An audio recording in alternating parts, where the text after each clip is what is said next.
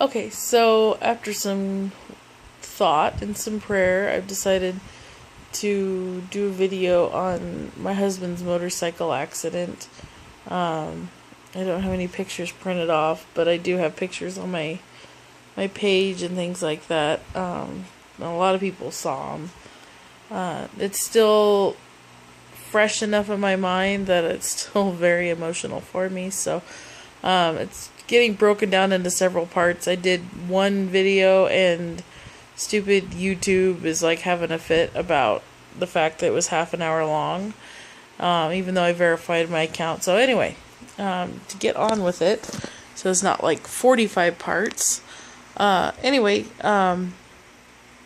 October 5th was the night of his accident. It was just a really bad day. I was 8 months pregnant. There was kind of like a family drama day. It was just a bad day altogether. Chris and I really fought it out. It was probably one of the worst fights we'd ever had. I had already made the decision the week earlier that Monday morning, the next day, I was meeting with a divorce lawyer to finalize some paperwork and things like that and get things in motion to follow through on a divorce, because I had it for other reasons and things like that. I since have kind of really thought about my marriage and things like that and what that commitment is, and I now explored my feelings. But anyway, back to his accident. My husband rides a Harley. He's a Harley only kind of guy. Luckily it was a 90 something fat boy. It's a pretty good size Harley. And a whole lot of metal and stuff like that. It's not like the newer ones where there's a lot of plastic. Which he did wreck the new one that he got. And it was a much smaller accident. And it busted all the pieces of plastic on the bike. Go figure. But it's a much newer Harley, but he still came out of it pretty good. The first one was a rough one. So anyway, like I said, that night, we had been fighting and things like that, and he works graveyard all the way in Reno, and there's two ways for him to get to work. One is a few miles farther to go, same amount of time, but distance-wise, it's farther. He chose to go up and over. He had to be at work by 10 o'clock at night. That's when his shift started. He'd leave here shortly before 9, and that way he had enough time. Plus, it was really cold that night, so he had his leather jacket, his leather vest, his mask, just all the leather he could put on just to keep warm. He really, really likes riding his Harley. But the other road is shorter, again, same amount of distance, but it's up and over the mountains, and it's your typical narrow, windy road. It's a dangerous road during the day for cars and motorcycles alike. There's a lot of wild animals up there, a lot of deer, a lot of horses, things like that. So it's just not a good road altogether. And then it's between two areas where there's a whole lot of bars, and there's just a lot of drunk drivers, there's a lot of just stupid drivers. So he was on his way to work.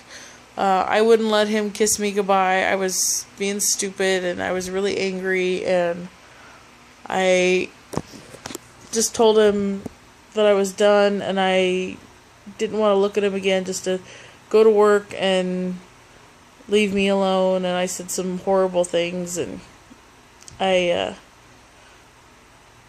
regret them now. At the time, it didn't dawn on me that may be the last thing I ever said to him. I'm always one of those people that you gotta be careful what you say to people, because you never know what that'll be the last thing you say. But that night, I just was really angry. Like I said, I was also 8 months pregnant, so, hormones were a factor, but it was stupidity on my part.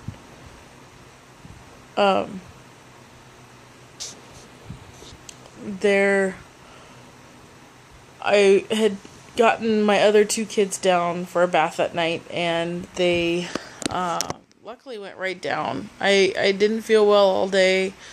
I was having contractions. It had been a really stressful, horrible week. We just moved into our new house. My son, while I was pregnant with him, I guess decided to turn my uterus into like this 25-room mansion. So I was just massive. So everything was swollen. Everything hurt. And like I said, I had been having contractions all day long, which shouldn't have been happening because he wasn't due until right before Thanksgiving. So it was way too early to be doing that. And it wasn't Braxton Hicks because they were timing out like almost exact and getting closer and closer together. And I was stressing about that. But, my doctor had said, you gotta chill because you're throwing yourself into early labor. Stop it. So I was angry about that. Did not want to, visit my baby in the hospital until he was old enough to come home.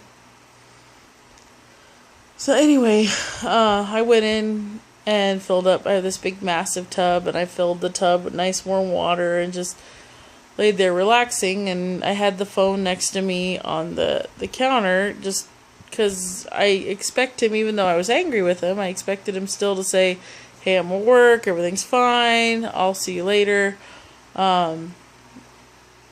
Half the time he does, half the time he doesn't. But I could hope. And plus, you never know. I just started to relax, and the cramps had completely gone away. The contractions, all of it. I was almost like falling asleep in the tub. I was so tired.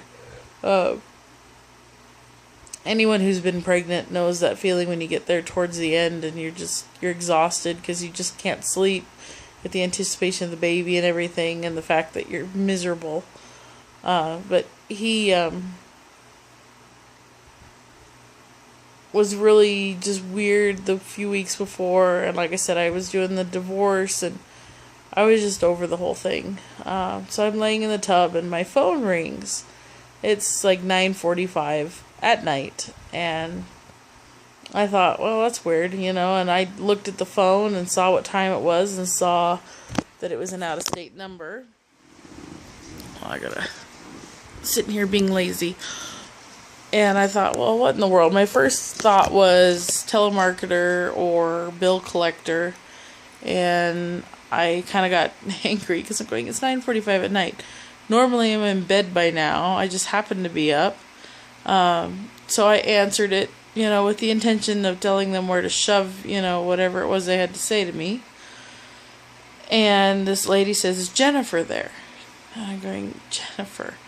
Okay, there's no Jennifer here, and you've got the wrong number. And she says, do you know Chris Jordan? I said, well, yeah, he's my husband, but you have the wrong number if you're looking for a Jennifer. It wasn't dawning on me that my husband's sister's name is Jennifer.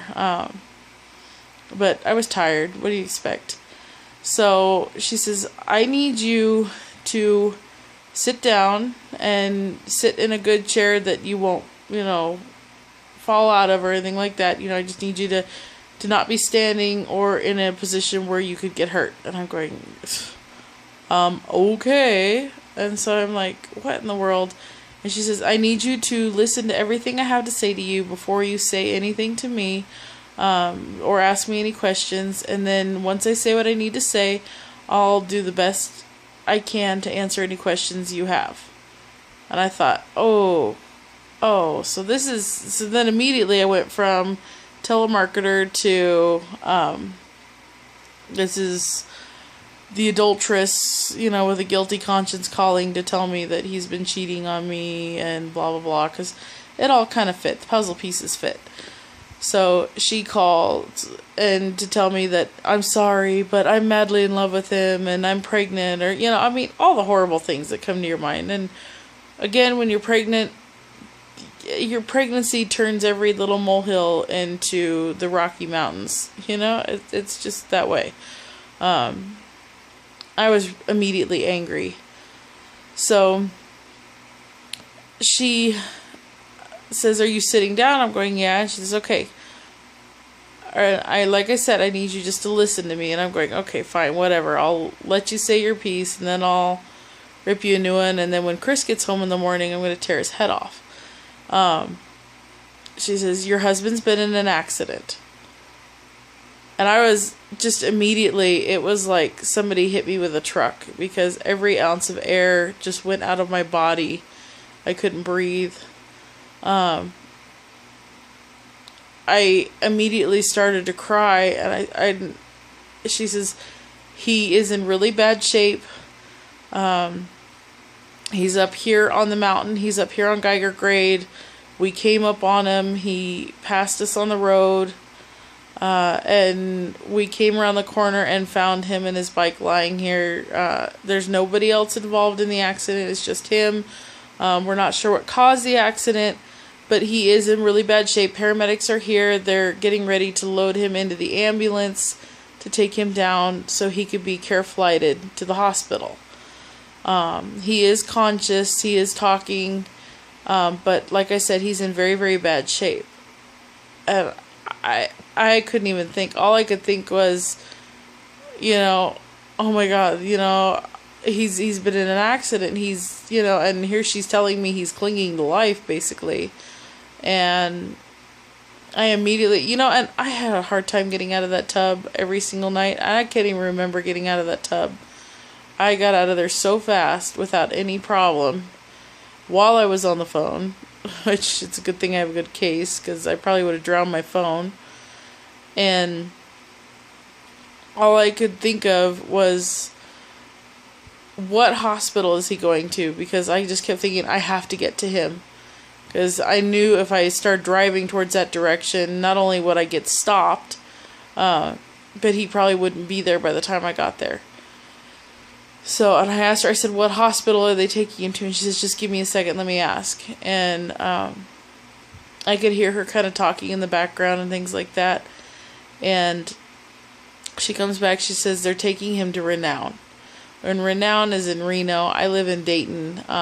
Like I said, it's in the same town he, works in, so it's like an hour away. And I said, thank you. I said, I owe you.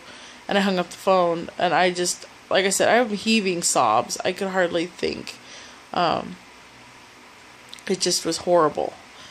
I was having a hard time even functioning, and all I could think of is, I've got 2 little girls in the other room, sound asleep. How am I gonna, I need to get to the hospital. Should I take them with me? Should I call my mom? My mom lives 2 miles away from me. Are they even gonna be up this late at night? Because they had been going to bed earlier, because they had been, doing a lot of stuff, and I wasn't thinking straight. All I could think of is, I have to call my mom. And I immediately got on the phone to my mom, and it just kept ringing and ringing and ringing, and all I could do was pray, please pick up.